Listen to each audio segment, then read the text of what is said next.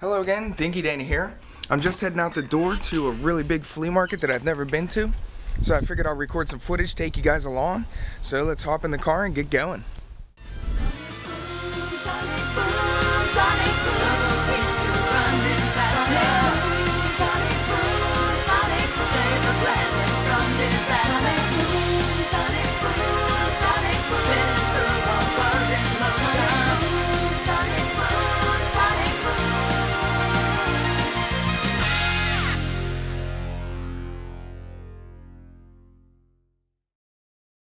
Alright, just got out here to Rogers Flea Market.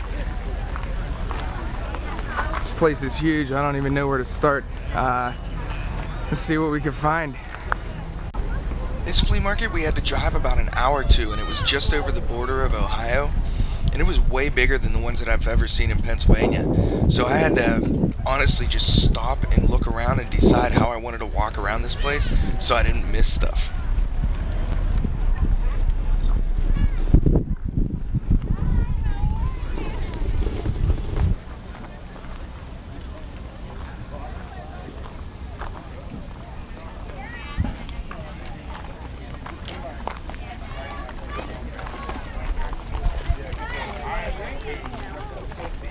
At all the flea markets that I've been to, you really find the best stuff at the outdoor vendors.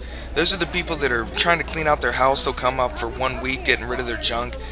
So a lot of the times they'll have old video game consoles that they want to get rid of. And once you go inside, you usually have more commercialized stores. There are people that are up there every single week, and they have tons of the same product, and you don't really find too many random video games in sections like these.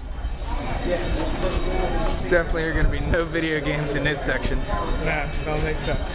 Yeah, look at these things.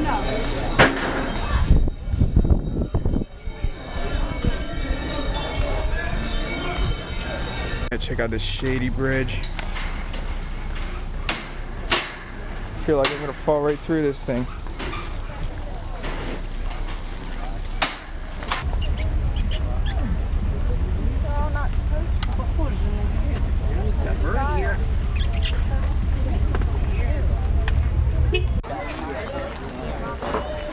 Dang, man, flea market's got actual horse rides. So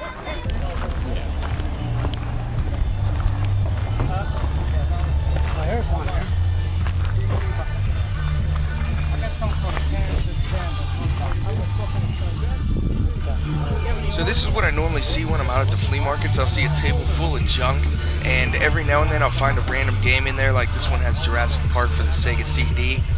And then also over here, this guy has huge bins of games, and usually the people with huge bins like this, they usually charge a set price for their games, and a lot of the times they're overpriced. Like these Xbox games, he wanted $8 to $10 for a lot of these, and even at GameStop you can get them for $2 or $3. So most of the time these aren't really worth it. Sometimes you'll find some good stuff in there though. You know, you got some hardcore flea marketers.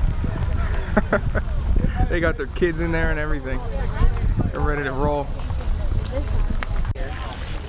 Yeah.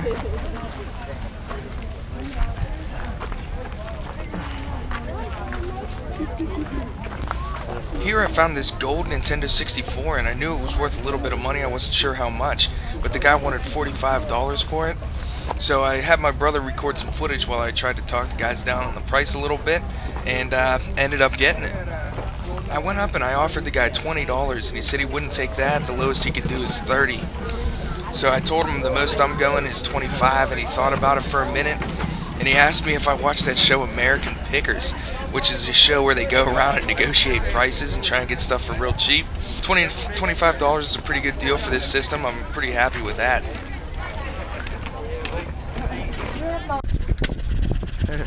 Check out his John Deere ice cream maker.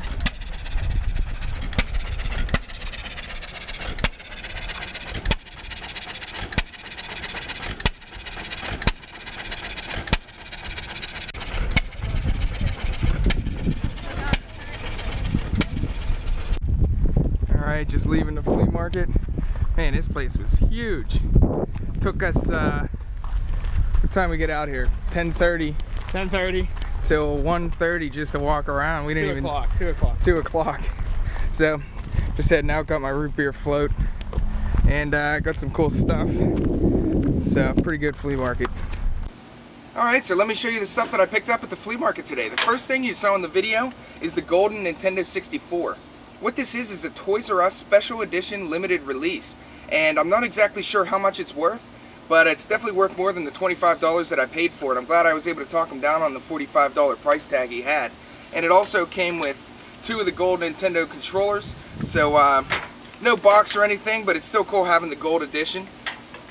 Next up, I found 2 booklets, and the first one is a Shadow of the Colossus strategy guide. I never even knew that this was actually released, and it's pretty cool. It has some information about the game, and then in the back it's got some screenshots of like poster type things in the back. It's also got a poster that folds out in the back of it, so that was cool to find. It's got a little bit of marks on it. It's not in perfect shape. It's got a little bit of tears, but I got that for like $3. And then also this how to win at certain Nintendo games. I saw this sitting on a guy's table. He had no other video gaming stuff, and I offered him $1 and he gave it to me. And it just goes through. It has 2 pages on a ton of different games. So it's got Bases Loaded, Blaster Master, Castlevania 2, Simon's Quest, Contra, Zelda 2. So a pretty cool book to pick up. And the next thing I got is just a game, and it's Crazy Taxi. This one's in a little bit better shape than the one that I had just bought. I just bought one for $8, and I found this one out there for $3. So I figured I'd pick this one up and either trade or sell the other one. Next, I got 2 other games for the TI-99/4A, and the first one's Centipede. I've never seen any boxed games for the TI-99 out. So when I saw these, the boxes are huge, and just 2 classic games that I had to pick up. And the next one is Donkey Kong. And I hear this is a pretty good version of the game, so it has all 4 stages, so I'm looking forward to putting that in and playing it. The next thing I was pretty excited about, I put up a video a long time ago about how my dad threw away the Commodore 64 that we used to play over my grandma's house. And I got all the pieces back. I have the Commodore 64. I actually got a good deal on a boxed version, but I didn't have the disc drive, so I couldn't play any of the disc games. And I've been looking for one, and they're always $50 or so. And I went out, and this guy had this Commodore 64 disc drive in a box for $1. So I picked it up. It uses a standard power supply back here, but I don't have the cable to connect it up to the Commodore 64, so I'm going to have to find one of those. Hopefully this works. It does turn on, so I'm assuming that it would. But definitely glad to find that. Hopefully I can start playing some of my Commodore 64 games. So that's all the stuff that I got for myself. I found some pretty good deals. Got the gold Nintendo 64 for cheap. Also, I'm really happy about finding this Commodore 64 disc drive. But also, while I was out there, I was looking for some consoles. My friend's looking to give some stuff away to charity, and they're needy kids, and he was looking for some game consoles to give away to them. So while I was up there, I found some great deals. I got a boxed Nintendo 64. Also, from that same lady, got a PS1, the small version, the second release, and also a normal PlayStation 1, the gray version. So got all these, I think, for like $40 for all 3 of those. So it wasn't too much money to spend, and he'll be able to give those away to the charity. So I figured I'd just record some footage of this flea market. I heard it was one of the biggest ones around this tri-state area, and they had over 1,600 vendors. It took us about 3.5 hours just to walk through, and we didn't even take any breaks, so it was huge. Hope all of you enjoyed the footage, get an idea of what the flea markets are that I've been going to. And I'm Dinky Dana. Thanks for watching.